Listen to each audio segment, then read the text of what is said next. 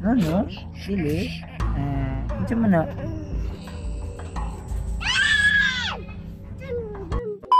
Ayun mga tol na, si Juno ay sobrang liksi. Ayun o.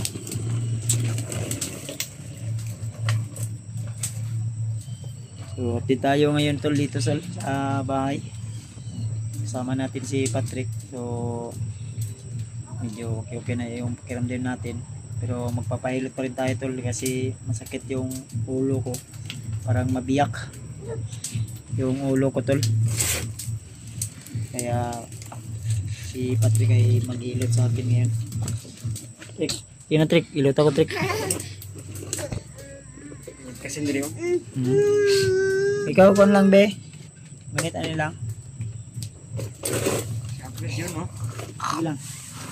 Kantal no? Si Juno. Puso mo na. Yan na si Juno lang. Magpahilot tayo kapatid. Dari ako. Sakit kayo bombod. Mabuhat. Dari ako. Dari ako.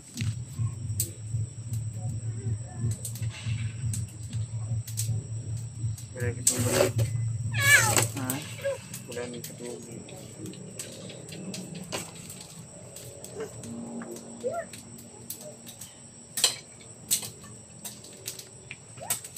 Stress siguro to tol. Stress siguro to ba? Laba daw. Ikuan init ang ulo Trick din. Ha?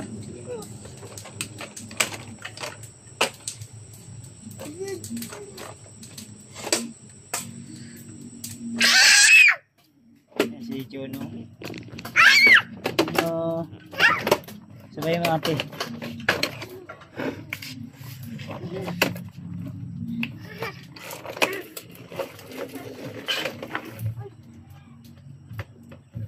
Ayo ate.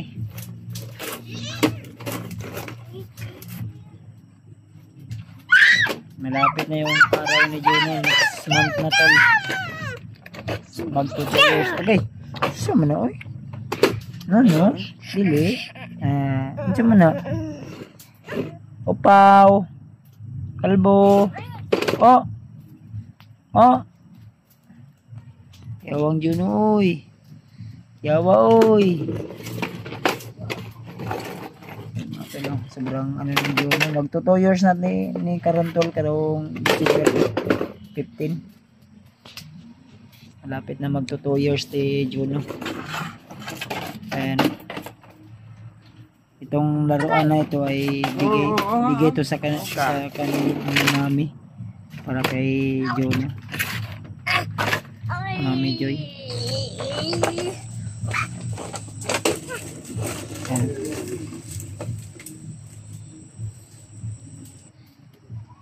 sakay ko Juno. Sakay ko be. Sakay ko be. Tara Juno. Sakay ako be. Long, sakay ko be. Sakay ko be. Imo na. Unsa man sipon traboy mo sipon. Traboy sipon niya nilang be. Sipon Juno.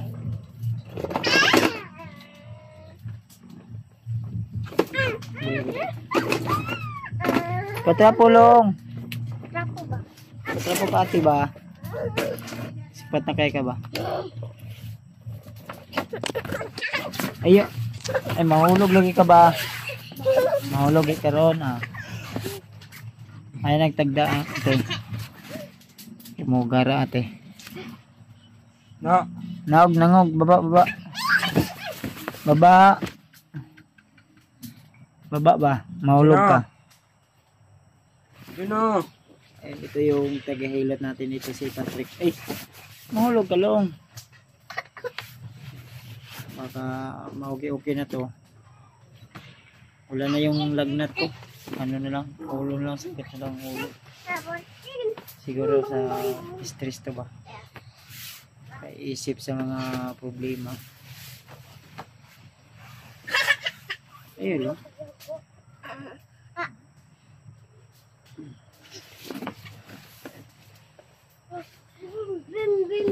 Ano trek ano?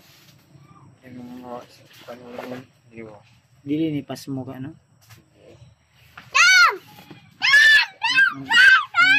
Ano nito baka giginawin na naman ko ba?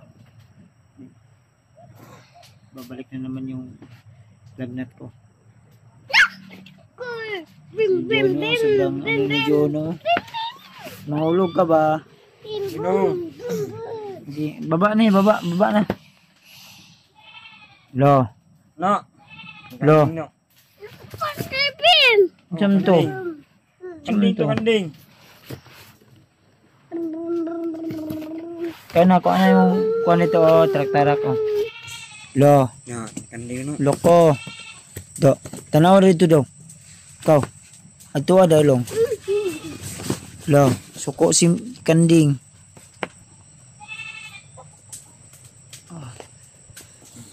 Ginaguna. Nangot. Di si babaw. Asa? Di ba kanang tiban ka? Ano? Wag idot. Trek ba? Yan dire. Babaw ko ng di. Hindi ba daw? Dire ya, dire.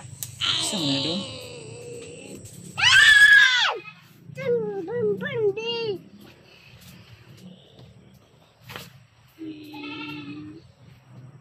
Puyo daw. Ayo puyo ba kay papa ni mo. Ano?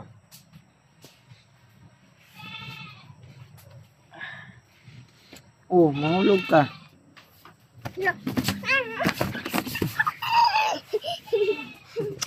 Kaningot na ka ba?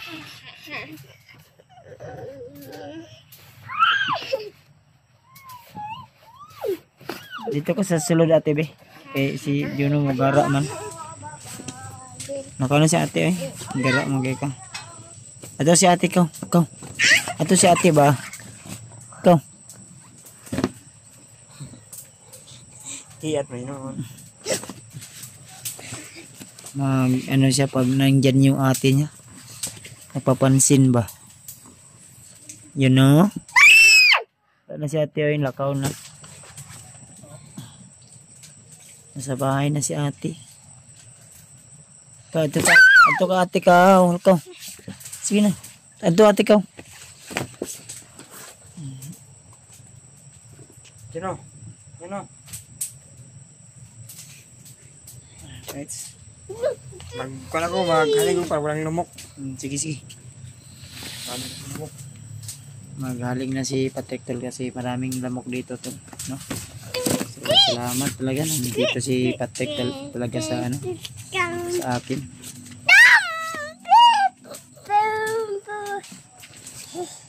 Anto ka tatay ka. Tatay. Putik lagi. Parang tumae yan tay ba? Tanawa daw tay. Tanawa baka tumae ba? Sa tindog sa.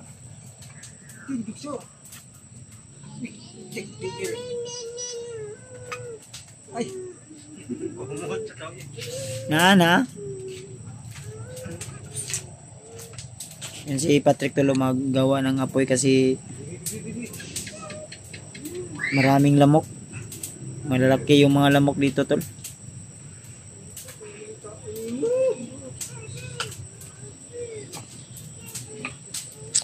So, yun. So, kumusta pala kayo dyan lahat mga tol? Sa mga solid nating taga-subaybay dyan, mga silent viewers. Lalo sa mga solid nating subscriber, mga taga-suporta na laging nandyan, lagi nagabang sa ating mga video. So, update ko natin to ngayon dito sa bahay. At siguro pag medyo okay na ay akyat na tayo ulit sa bundok. Sa ngayon ay update muna tayo dito sa bahay. Abang na lang po kayo tol. Huwag po kayo mag-alala.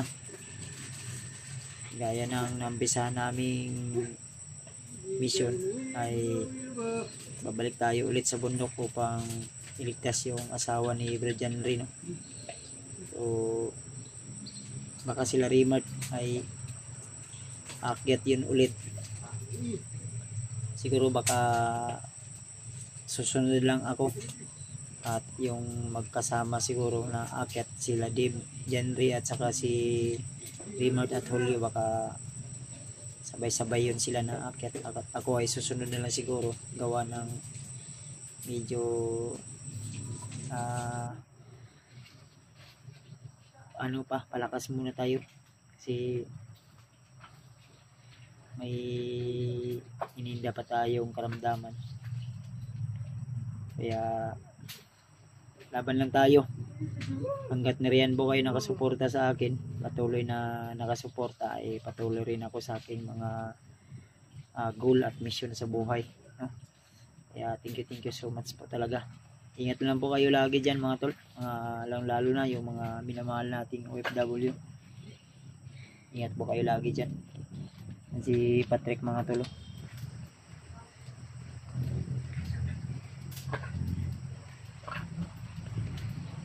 Ayan na si Patrick ng apoy. Nagpaaso dito tol ba, kasi dito malalaki yung mga lamok. Nung mga nakaraang ano nga, yung nadinggi ako na hospital ako, siguro dito yun, kasi maraming lamok dahil may patay din na ano, na ilog dyan na pwedeng itlogan ng mga lamok. Kaya kailangan talaga mag-ingat at panatilihing maging malinis yung buong paligid natin, lalo na sa panahon ngayon na laging umuulan. Yung mga lamok ay nangingitlog yan, lalo na pag may mga nai-stack o nai-imbak na mga tubig. Kaya lagi po tayong mag-ingat at huwag tayong kumpiyansa paligid natin. So abangan nyo po tol, yung baka bibisita tayo kay Alpha, kasi nakunta ko po si Alpha, na message ko po. Marami kasing nagtatanong kung kumusta na si Alpha, sana ba si Alpha. So sabi niya sa akin ay nagpapagaling daw siya. Siguro medyo magaling na siguro siya ngayon, kasi yung last ano natin ay natamaan yun ng pana daw, no? Yung last post niya ng kanyang ano, sa kanyang post sa kanyang community. Kaya siguro yun din yung dahilan kung bakit hindi siya naka pag-explore. Kaya abangan niyo po tol, bibisitahin natin si Alpha, update natin, no? Sa ganun ay malaman nyo rin kung bakit hindi siya nakapag-explore, upang maano din natin, malaman kung ano talaga yung dahilan kung bakit di siya nakatulong sa mga mission natin sa buhay, no? So ayan, yung buong paligid dito medyo malaki yung mga lamok dito. Tingnan nyo mga tulo, malaki yung mga lamok na yan, eh. Yan, busog na yan. Ayan,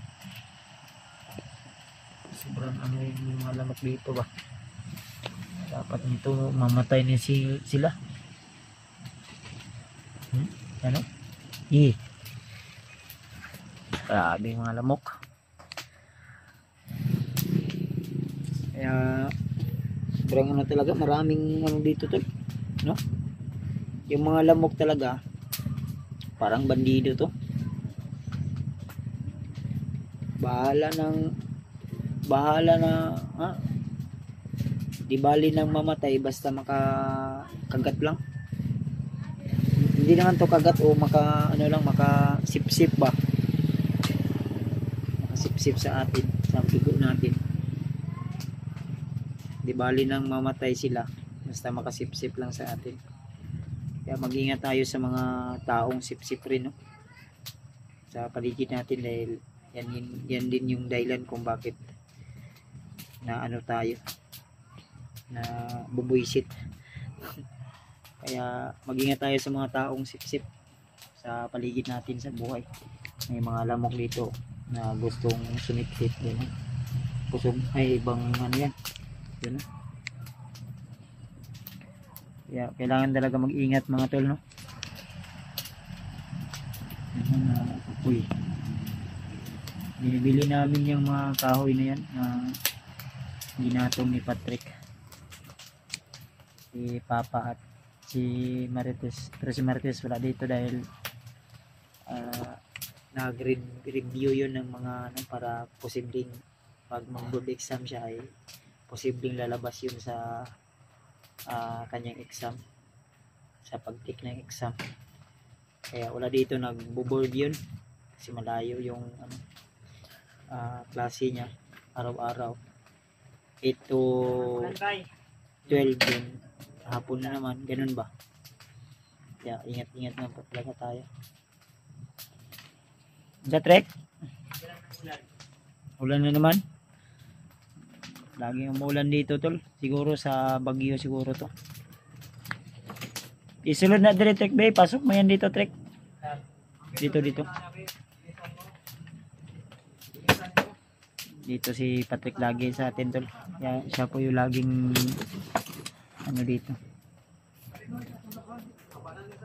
Nawala akong laban sa ulo trek. Inuman lang ako ni tambalon niya.